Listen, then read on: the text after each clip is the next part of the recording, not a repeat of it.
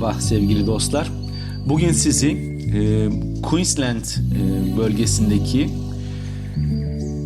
Currumbin Wildlife Sanctuary'e götürüyoruz. Burası bir hayvanat bahçesinden çok aslında bir doğal yaşam parkına benziyor.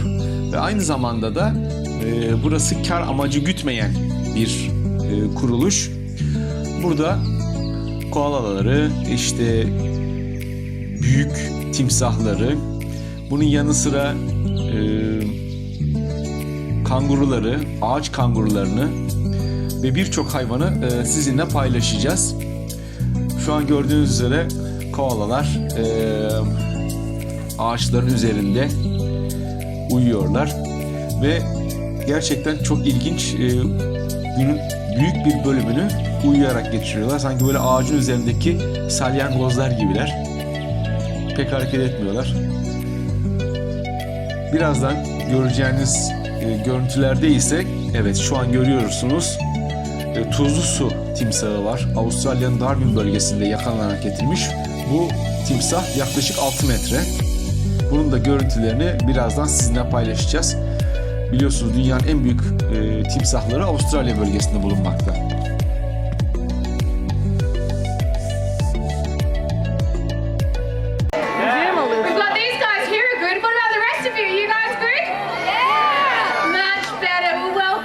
To Currumbin Wildlife Sanctuary, and of course a big special welcome to our crocodiles live show. My name is Freya, and here with me today I've got an exceptional team of keepers. We've got Jamie on the opposite platform. Hey guys! Now Jamie has a very important job as she is the eyes and ears for our senior reptile keeper Kim in the enclosure today. How's it going, guys? And we have also been joined by another very special guest. Everyone, let's give Sheila a big warm welcome. How about we give a big round of applause? Sacrificed by her partner, I believe, for the show. Yeah, there we go. She's all the way from Utah, and she's here to feed this big boy below us his lunch. And I want you guys to just cast your eyes down into the enclosure here this afternoon and consider the fact that there are creatures on this planet that have evolved incredible powers of deception and lightning fast moves to catch and kill their prey. A predator with abilities that you could not even begin to comprehend. This dinosaur lookalike is the master of camouflage, famous for the ambush attack, and has the most powerful bite of the natural world, rivaling only ever that of the Tyrannosaurus Rex. You scared yet, Sheila? Yes, very scared. And today we want to share with you some features of these really impressive animals and hope you're going to walk away from today with a little less fear, but a whole lot more respect. Because you see, 200 million years of evolution has finally tuned these animals. It does only take 180 psi to break the human forearm, okay? So crocodiles, like Boss, they can actually crush the skull of a water buffalo with the same ease as you and I can take to squash a grape between our two fingers. Now, listen as Boss takes that food today. Did you guys hear that noise as he shut his jaws? That is that jaw pressure in work there, so it's a pretty cool feature. Now guys, occasionally crocodiles do take advantage of preying overhanging branches. So instead of using their powerful tails to propel themselves forward onto a bank, they can actually use that tail to propel themselves up and out of the water instead. It's what we call a tail walk. I'm just going to get Boss into position for him to actually show us his behaviour today. It's actually Sheila's time to shine.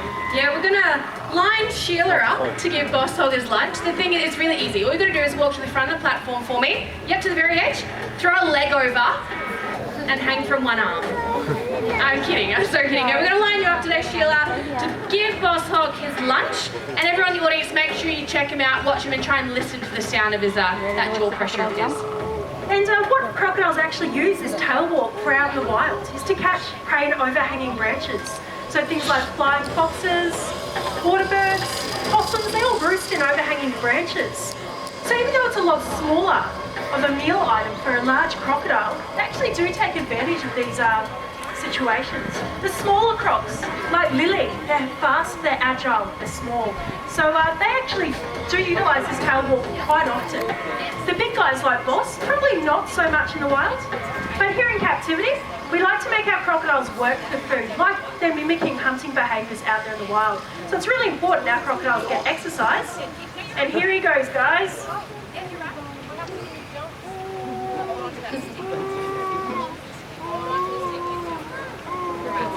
So a little bit towards his tail, Sheila.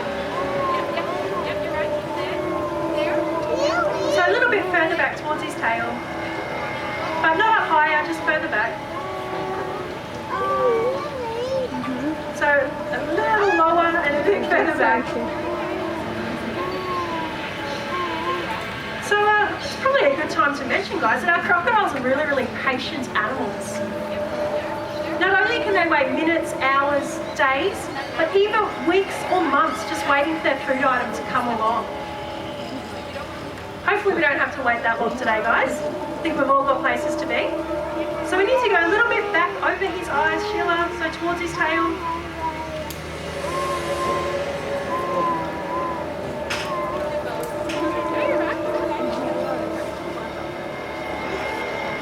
Now you may have noticed today, guys, we haven't actually offered Lily any food at all. Lily hasn't actually eaten in about 6 months now, and that's normal. So crocodiles can easily go up to and over a year without a single piece of food, so long as they actually have a food storage, so a fat storage. Check out around his cheeks and on his tail, you'll see the same for Lily. They're quite plump. That's an indication that they're definitely well fed. So Lily is busy looking after her nest, so that's why she actually hasn't eaten in that kind of period. Before that it was winter, and she slowed right down and she actually didn't eat at all. So that's why we're looking at around 6 months for little Lily. But we do envisage that in probably about the next 3 weeks or so, she'll probably start coming back for some food as it really does start warming up as we head into summer. The temperature really does affect our crocodiles because they're reptiles. They're very, very different to ourselves. I'm sure you've all heard the terms cold-blooded and warm-blooded before. What it all means is us as humans being warm-blooded or endothermic, we actually regulate our own body temperature. When we're cold... Evet, şimdi de ağaç kangurusu dediğimiz canlıları gözlemliyoruz. Böyle kızıl renkte ağaçların üstlerinde yaşayan bu keseli hayvanlar kangurulara benzemesinden dolayı ağaç kangurusu ismini almış. Gerçekten çok değişik hayvanlar. Bunun dışında Avustralya'da yüzlerce papağan vahşi yaşamda bulunuyor ve yüzlerce cinsine ev sahipliği yapılıyor. Evet, şu an Nilgün bir bebek timsahı seviyor. Emuları görüyorsunuz.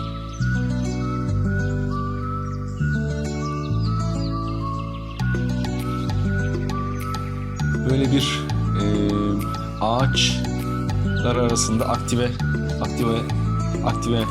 aktivite alanı var. Ve şimdi de gördüğünüz üzere aynı zamanda hem kavalları göreceksiniz hem de dediğim gibi birçok papağana ev sahipliği yapan bir doğal yaşam alanı. Bu papağanlar burada tutsak belki ama normalde Avustralya'da doğal yaşamda da birçok papağan cinsi doğal yaşamda yaşamlarını sürdürüyor.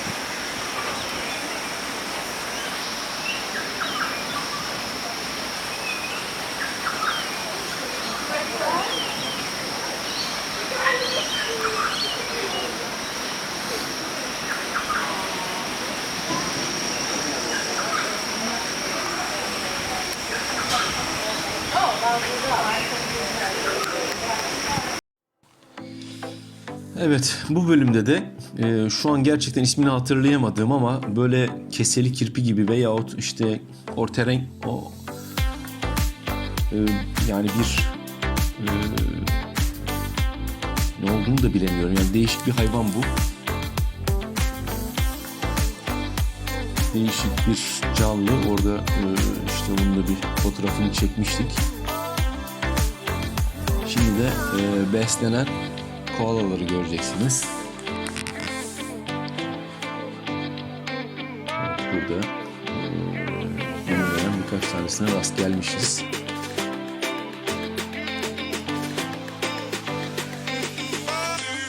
Okaliptüs ile besleniyorlar biliyorsunuz. Başka bir şey yemiyorlar.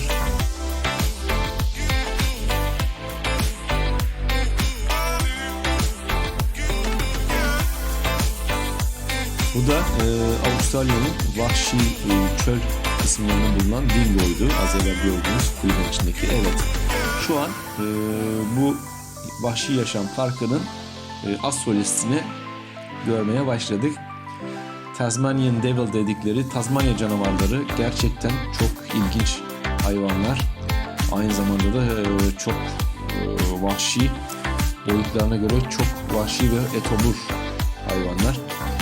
Tek oturuşta vücut ağırlıklarının 1/3'ünden fazla bir eti yiyebiliyorlar.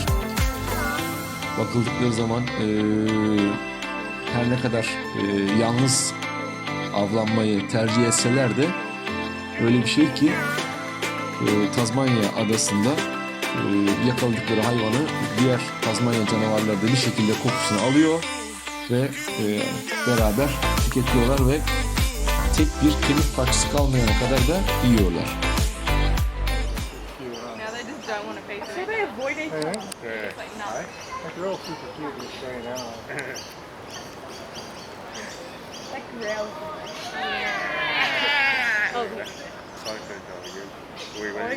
He's hiding behind us. Or can we need to go back up to the thing? Fucked everything on one today. Yeah, I feel like we're probably out now. Yeah, you're right. Should head up with.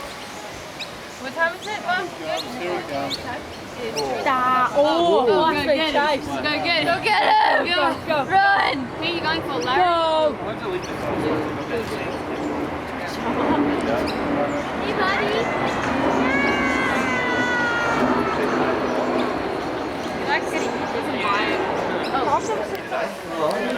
Now, before we do that, I need to make him all nice and comfortable. So I turn my legs in a nice little barber's chair for him. Are you ready? Yeah?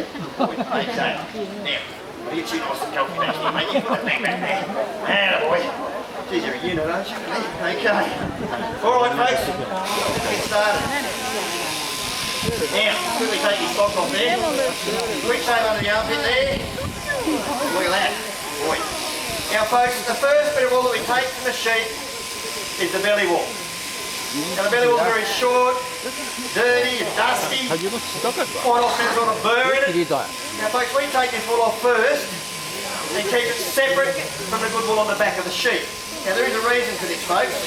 The belly wool is a different type of fibre to what we find on the back of the sheep. All right? It's a hollow fibre, much like our hair. Now, folks, this fibre doesn't take colours or dyes very well. So we keep it separate. Thank you, Kimber. Alright. But folks, that doesn't mean we don't use it, okay? You will find this wool being used in different applications. Like the felt we find in your billiard tables, tennis balls, carpets and ropes, so nothing goes to waste, folks. Alright, so what I'm going to do here, I'll take this belly wool off, and I'm just going to chuck it off to one side. Here we go, just like that. Throw it off to one side. How'd you go then, mate? You should have seen him jump. Alright. Alright, folks.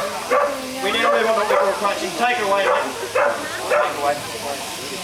Alright, folks, this is crunching. Now this is where we move the wool between the sheep's legs and down to his little tail. And this is generally done once or twice a year, depending on the season. As you know, here in Australia, it is pretty warm, alright? And we have lots of blowflies. Now, if we don't maintain our sheep, we can end up with fly strike. Okay. Got a bit of a neck on it, this bloke too. Here we go up here. Okay.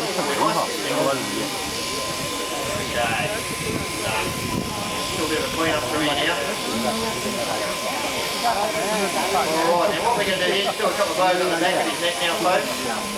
Here we go, right up to here, boy. Righto, folks, now look, back in 1970, low price of wool, we've only got 68 million sheep. It's almost New Zealand, roughly around about 23 million sheep. But the country with the highest count today, with a whopping 140 million sheep, folks, is China. Believe it or not, eh? Alright, now I've just gone here from taking that fleece off the sheep there. Here we go, here's the finished product. Look at that, folks. Beautiful little fleece there. Alright, now, muscles. You come up here, mate. Eli, you come up here, mate. Evet, bu bölümde de yine ayı yavrularını görüyoruz. Şimdi bu ağaçlardan bahsetmek istiyorum size. Bu ağaçlar aynı zamanda şeyde de çok var. Yeni Zelanda'da da çok var. Avustralya'da da var. Dallarından kökleri toprağa ulaşıyor ve çok ilginç bir görüntü oluşturuyorlar. Şu an bakın ağacın içindeyim ben. Aynen bu şekilde. Çok orijinal bir görüntüleri var.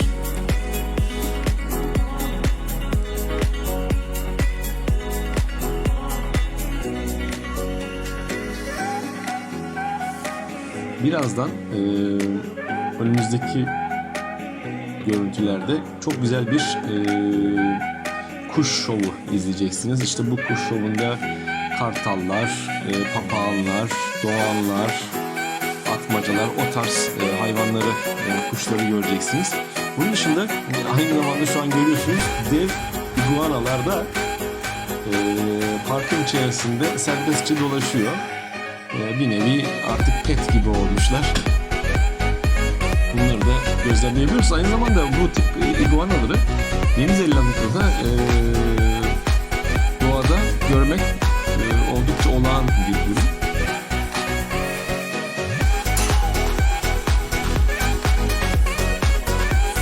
Şu an iguanayı içine almaya çalışıyoruz.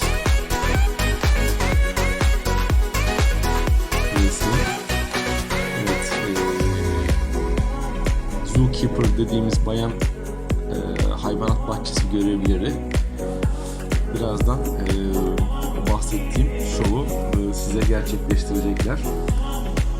Keyifle izlemenizi tavsiye ederim.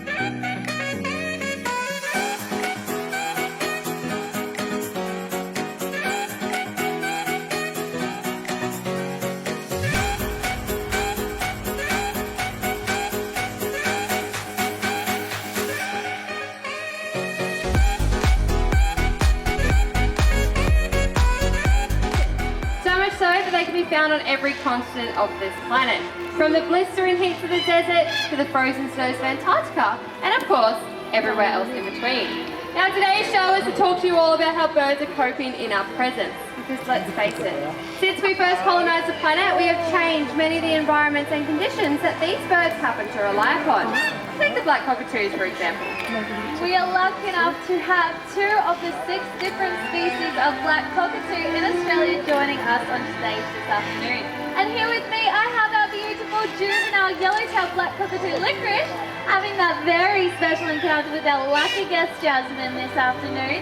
But we also have Phoenix displaying those incredible flights over your heads. And of course Barbara here on Toby's hand, and Barbara is in fact 30 years of age. Thanks for that, Jasmine, that was awesome.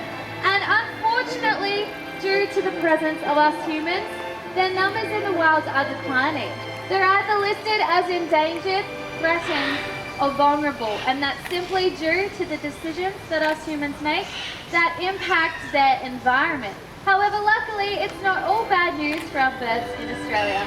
No, it's not. There are actually plenty of bird species that are doing quite well around us, and in some cases even thriving in our presence.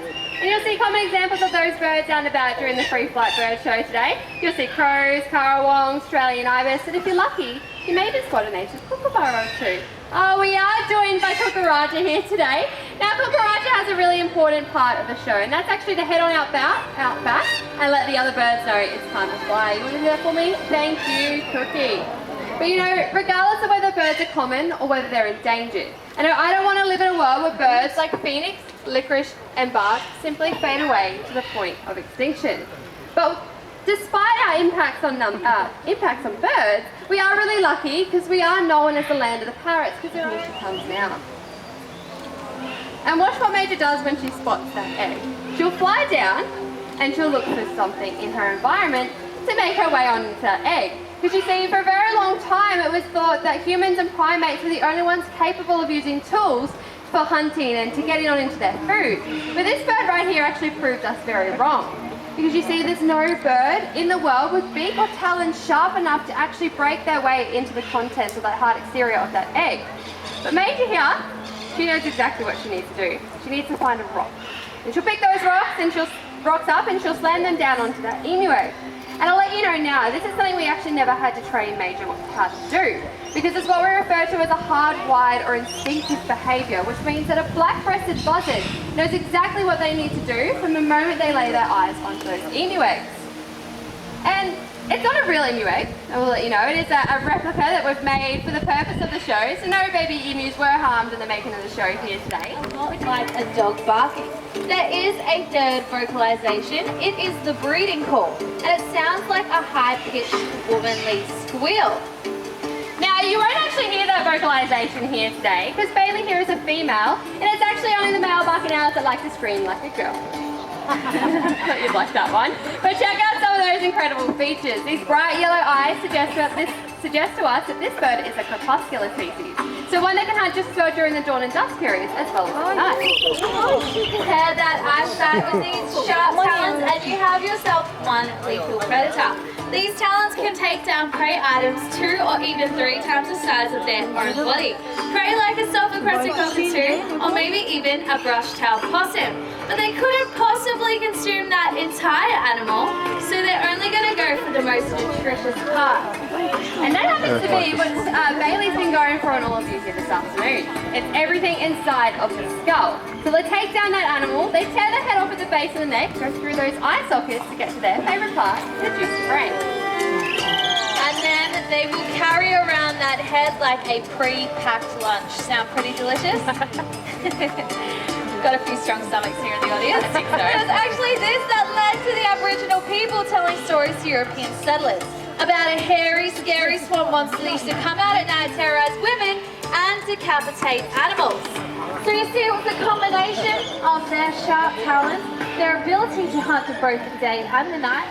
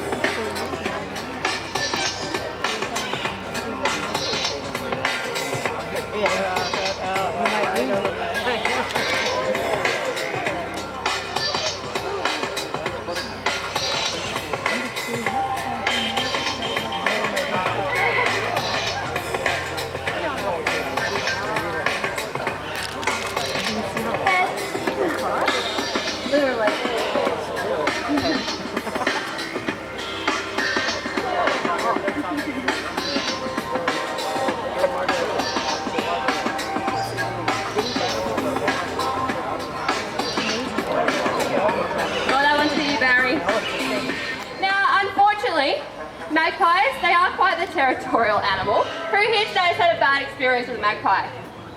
Yeah, a few of you, poor people. Oh, Pee-wee's trying to join in. That is because for 6 to 8 weeks of the year, they do become those black and white missiles of fury, where they'll swoop and attack anybody that dares to enter their territory. But if we do really think about this behaviour, they are actually just being excellent parents, and they're doing what you and I would do to protect our own young, okay? So if we can keep this in mind when we enter magpie territory, we can maybe wear a new hat, invest in a funky looking helmet, we can hopefully get back to live alongside birds like Jack here that sing that song we know and love in the dawn and dusk periods. But everybody, that was Jack. He was teaching us a thing or two about picking up after ourselves. Are you feeling brave? Yeah, great, I'm not. I'm gonna stand over here. But don't worry, Alice, you'll be just fine. You ready? I think it's time that we release Titan. I don't want to look. Can you see him? Oh my gosh, Alice, lower your hand, lower your hand. Oh, making your fingers a bit lower, a bit lower. Now this, everybody, is Brutus doing some nice low flights over your heads here this afternoon.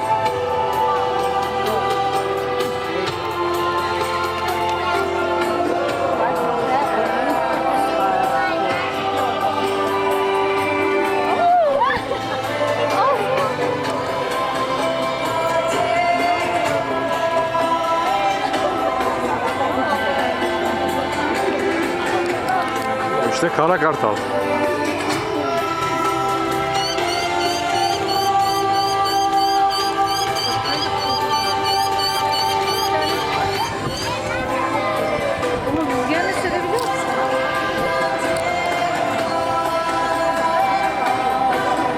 And with a wingspan that can reach up to 2.5 meters for the females down south, and of course that iconic diamond or wedge-shaped tail. It is no wonder that this is the bird to rule the Australian skies, but in this case, our bird show. And that, everybody, was Brutus, our majestic wedge-tailed eagle. Ve artık son bölümümüzde hayvanat bahçesinin genel görünümü, işte balıkçıl kuşlar, ördekler, bu ibis kuşları dediğimiz kuşlar, pelikanlar, onları gözlemliyoruz. Tabii ki Avustralya'nın olmazsa olmazı kangurularımız ve diğer keseli canlılar, onları gözlemliyoruz. Gerçekten ailenizle tam bir günü geçirebileceğiniz bir doğal yaşam parkı diyebilirim. İçinde küçük bir de tren var. Tren turu da yapılabiliyor.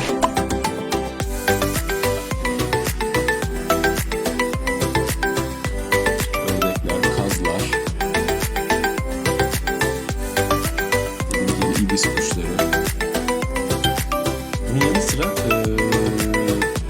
hayvanat bahçesinin çıkışına doğru papağanların olduğu bir bölüm var. O bölümde de artık güvercin gibi olmuş zaten papağanlar. Kaçmıyorlar. Orada besleniyorlar ve orada yaşıyorlar. Tabii ki Avustralya'daki fotoğraflarda sürekli gözümü kıstığımı göreceksiniz. Çünkü gerçekten güneş çok kuvvetli ve direkt güneş ışınları geliyor Avustralya ve Yeni Zelanda'da. Yaz aylarında gayet tehlikeli bir durum. Güneş kremi sürmeden dışarı çıkmak son derece tehlikeli. Son bölümde de Avustralya'nın aborjin ırkının bir gösterisini izleteceğiz. Good afternoon, everybody. Welcome to Good afternoon, everybody. Welcome to Currumbin Wildlife Sanctuary. We are the Yucca-Aboriginal dancers. In our language for welcome, we say jingari, the first song and dances to welcome you here into our country. Jingari wala wala Yucca-Aboriginal. Nanya mala, nanya bayami. Jingari wala wala ya kame nakala. Jingari wala wala ya kame nakala. Jingari wala wala ya kame nakala. Jingari wala wala ya kame nakala. Jingari wala wala ya kame nakala. Jingari wala wala ya kame nakala. Jingari wala wala ya kame nakala.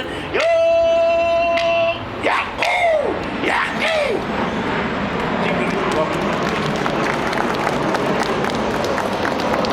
The next dance is a dance about our people going fishing. The talks about going fishing on one particular fish, which is the mullet fish. The mullet is very important to our family here in the Gold Coast area. The mullet fish would migrate from the cold waters in the south to the warmer waters in the north during the cooler months. When we see the paperbark tree just starting to flower, that's the very first sign for our people that the fish will start to travel through this area, and it's time to gather our spears, our nets, head down to the water and start fishing. In our language for fish, we say jalam. Jalam malam. Abram lam jalam, Abram lam jalam, Abram lam jalam, Abram lam jalam, Abram lam jalam, Abram lam jalam, Abram lam jalam. Yahoo! Alright, alright, alright, alright. Abram lam jalam, Abram lam jalam, Abram lam jalam, Abram lam jalam, Abram lam jalam, Abram lam jalam. Yahoo! Alright, alright, alright, alright. Yahoo! Abram lam jalam, Abram lam jalam, Abram lam jalam, Abram lam jalam, Abram lam jalam. Alright, alright, alright, alright.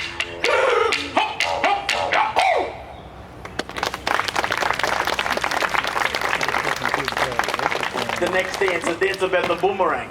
In our language, we call the boomerang baraka. The returning boomerang was used as a decoy or to trick the animals. What our people used to do was go down to the water. We'd see a lot of birds sitting on the water, maybe ducks, swans or geese. The men would then throw the returning boomerang out on top of the birds. The returning boomerang would do a circle or a few circles. The men would always whistle like a bird of prey, so the ducks or the birds would think that there was a bird of prey flying on top of them. What the ducks or the birds did when they were scared or in defense was all gather very close together, then fly low along the water. Up further would be hunters with nets strung across the river, and also large hunting boomerangs or killer boomerangs. Dance of boomerang, baraka.